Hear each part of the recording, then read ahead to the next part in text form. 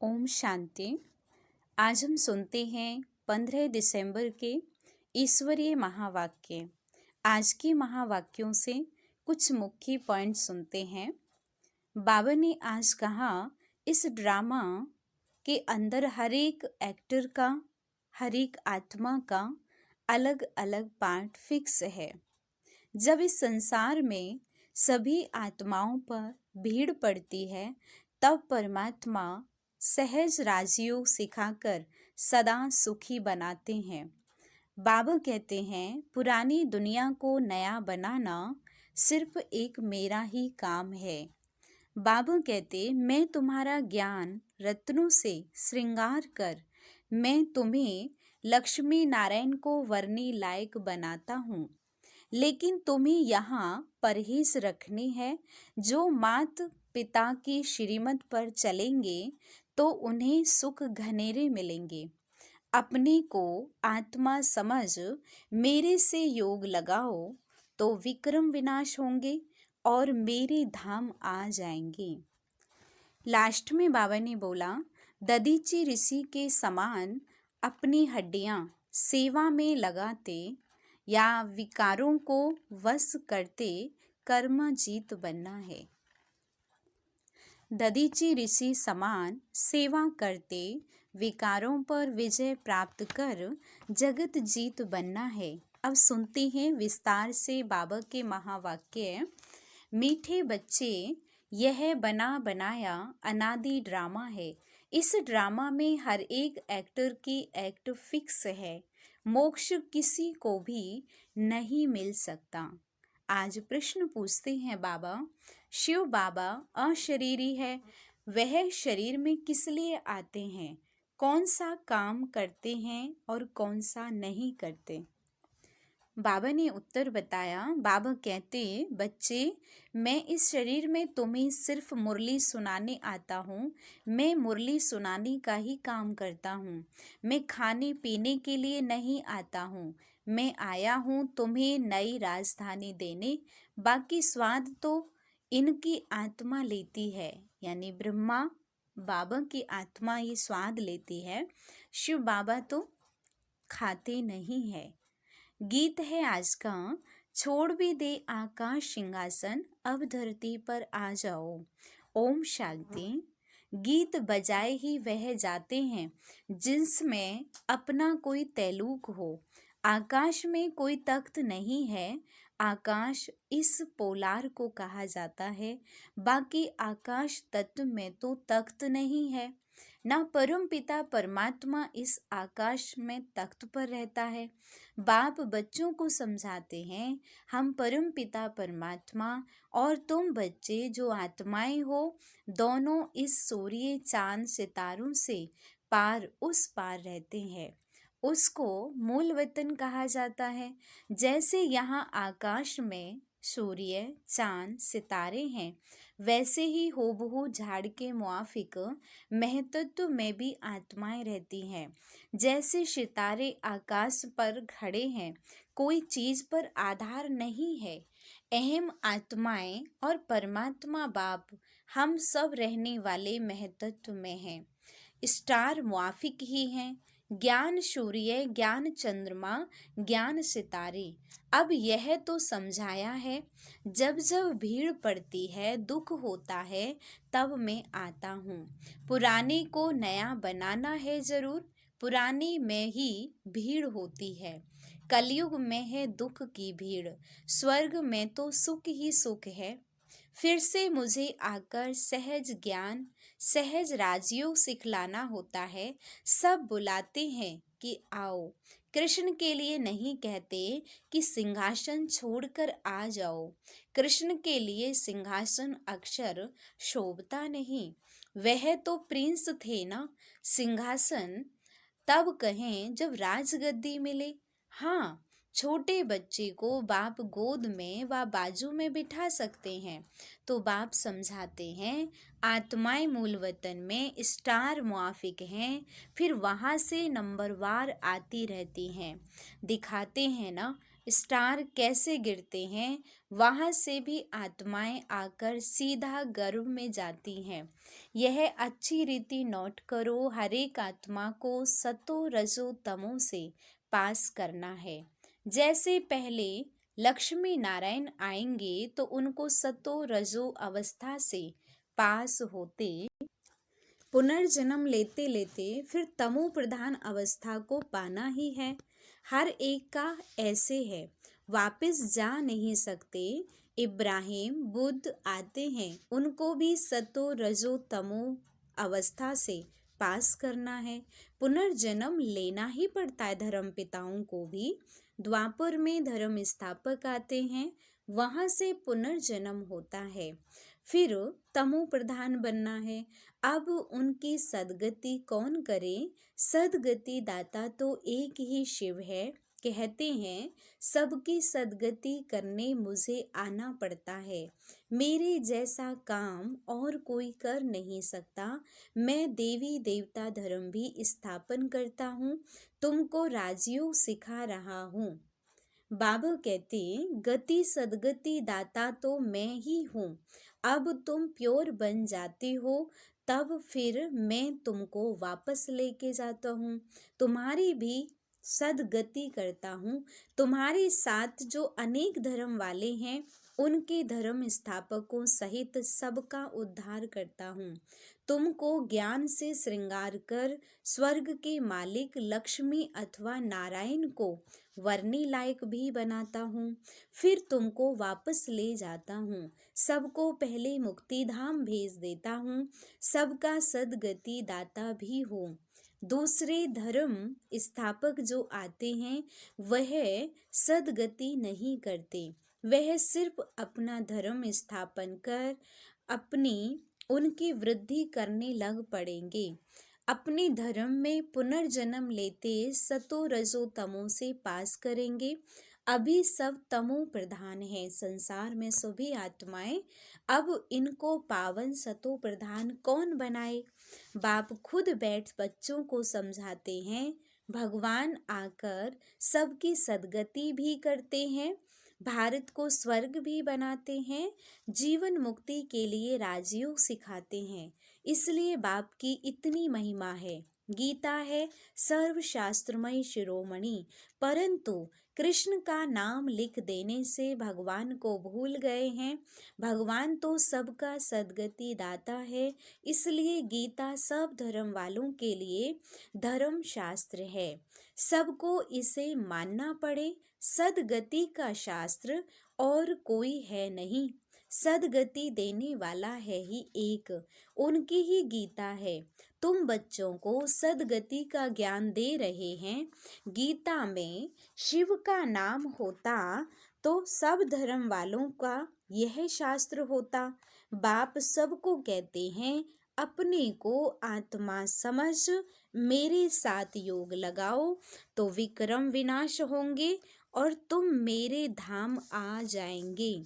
सब धर्म वालों की सदगति करने वाला एक मैं ही हूँ। बाकी तो आते हैं सब अपना धर्म स्थापन करने। मनुष्य कहते हैं क्या मोक्ष नहीं मिलेगा? बाप कहते हैं नहीं।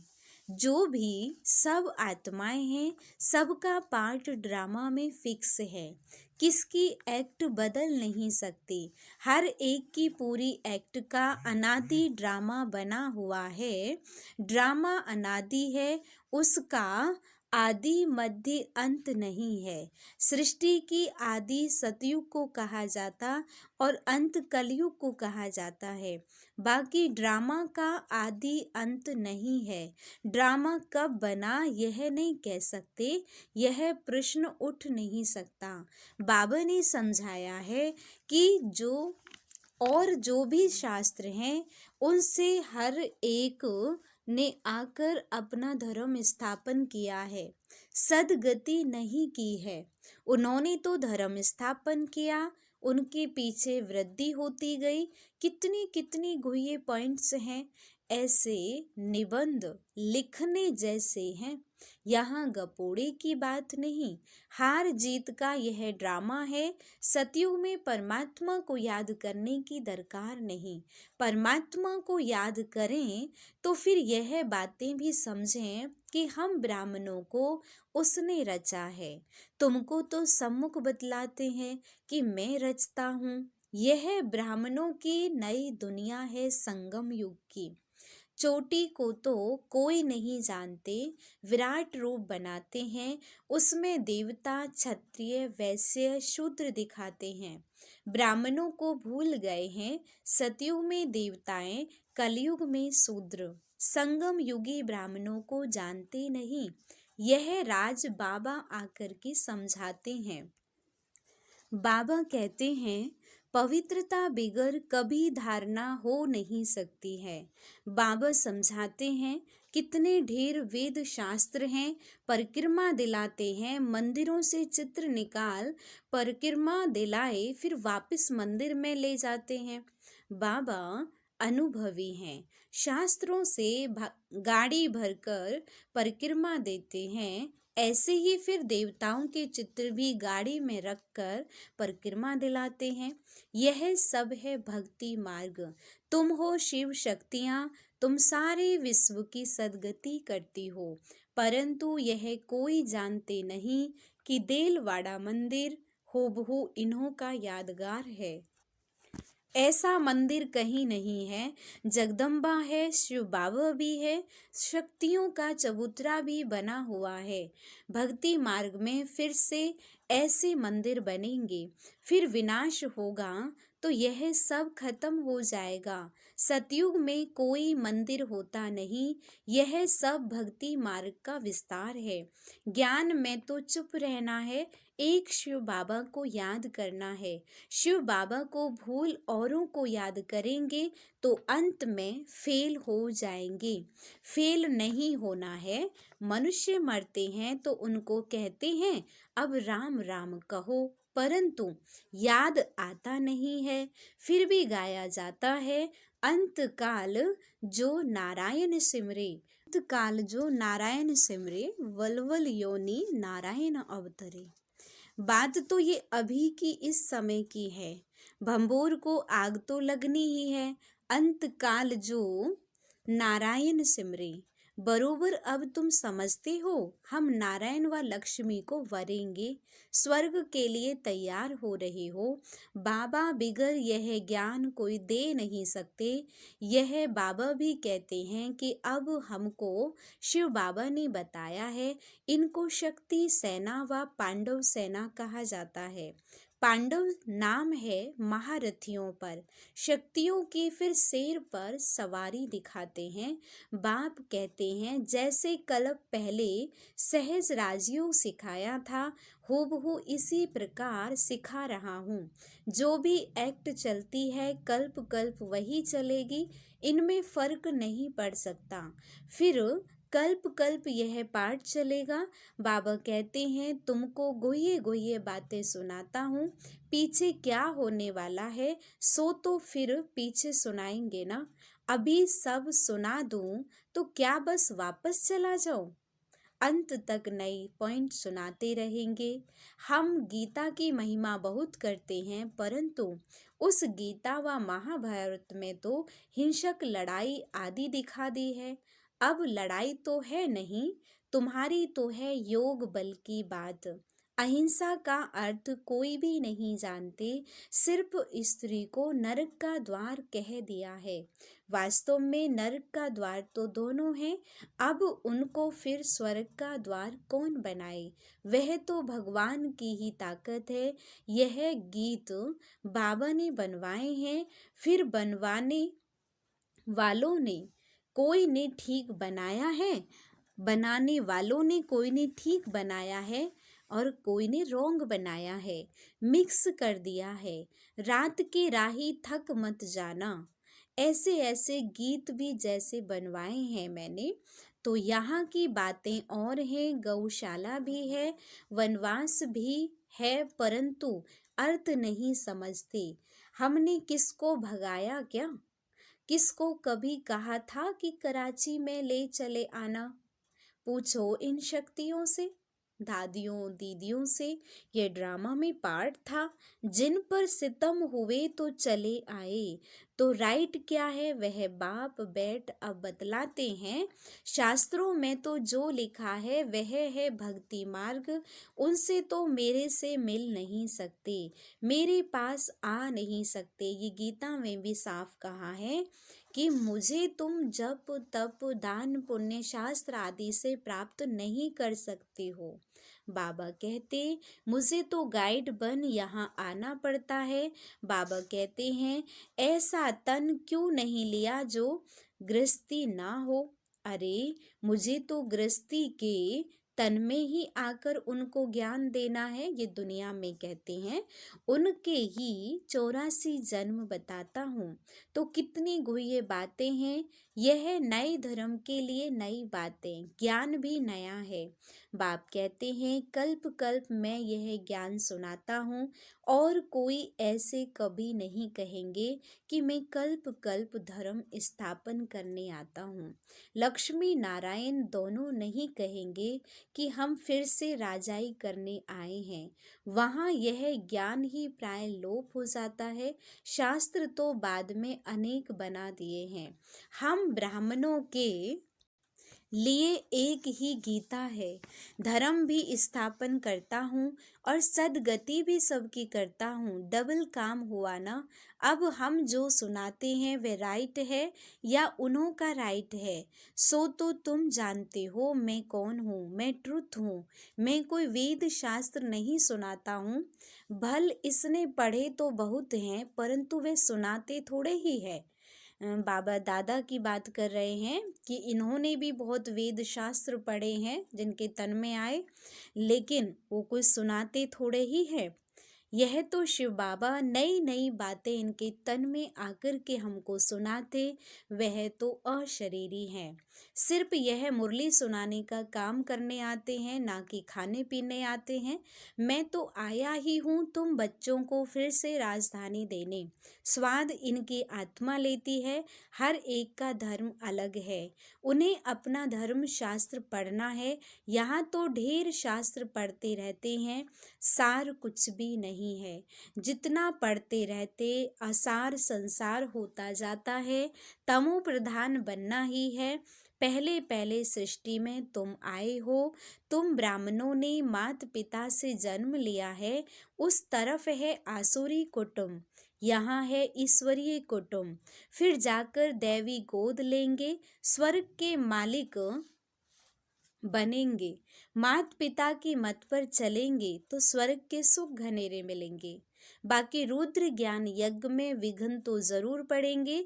बाप कहते हैं बच्चे विकारों पर जीत पाने से ही तुम जगत जीत बन सकते हो। ऐसे थोड़े ही शादी नहीं करेंगे तो कमजोर रह जाएंगे। सन्यासी पवित्र बनते हैं, फिर वह कितने मोटे तंदुरुस्त रहते हैं। देखो यहाँ तो ब्रेन का काम है, मेहनत है। ददीची ऋषि का मिसाल है ना। सन्यासियों को तो बहुत माल मिलता है। बाबा खुद बहुत माल खिलाते थे। यहाँ तो बहुत परहेज रखनी पड़ती है। अच्छा, मीठे मीठे सिक्के लदे बच्चों प्रति माता पिता बाप दादा का याद प्यार और गुड मॉर्निंग। रूहानी बाप की रूहानी बच्चों को नमस्ते। हम रूहानी बच्चों के रूहानी बाप दादा को नमस्ते। शुक्रिया बाबा, शुक्रिया। धारणा के लिए मुख्य सार है। फर्स्ट पॉइंट है ज्ञान की अच्छी धारणा के लिए पवित्रता के व्रत को अपनाना है। अंत काल है, इसलिए ऐसा अभ्यास करना है जो एक बाप की याद के सिवाय और कोई भी याद न आए। आज सेकंड पॉइंट है ददीची ऋषि मिसल सेवा करते विकारों पर विजय प्राप्त कर जगत जीत बनना है। आज का वरदान है समय की रफ्तार प्रमाण सर्व प्राप्तियों से भरपूर रहे, माया जीत बनने वाले तीव्र पुरुषार्थी भव। बाप दादा ने जो भी प्राप्ति कराई हैं उन सब प्राप्तियों को स्वयं में जमा कर भरपूर रहो। कोई भी कमी न रहे। जहाँ भरपूरता में कमी है वहाँ माया हिलाती है। माया जीत बनने का सहज साधन है, सदा प्राप्तियों से भरपूर रहना है। जो भरा रहेगा वो हिलेगा नहीं। बर्तन में दूध हो या पानी हो, अगर भरा रहता है, आप लेके चलते हो तो वो जल्दी से पूरा बजता नहीं है, आवाज़ नहीं करता है। लेकिन बर्तन में कम पानी है और फिर आप उसको लेके चलते हैं तो बार बार आवाज़ करता है, छलकता है। तो बाबा भी कहते हैं कोई एक भी प्राप्ति से वंचित नहीं रह जाओ, सर्व प्राप्तियां हो। समय की रफ्तार प्रमाण कोई भी समय कुछ भी हो सकता है। इसलिए तीव्र पुरुषार्थी बन, अभी से भरपूर बनो, अब नहीं तो कभी नहीं। स्लोगन है, सत्यता और निर्भीकता की शक्ति साथ हो तो कोई भी कारण हिला नहीं सकता है। ओम शांति।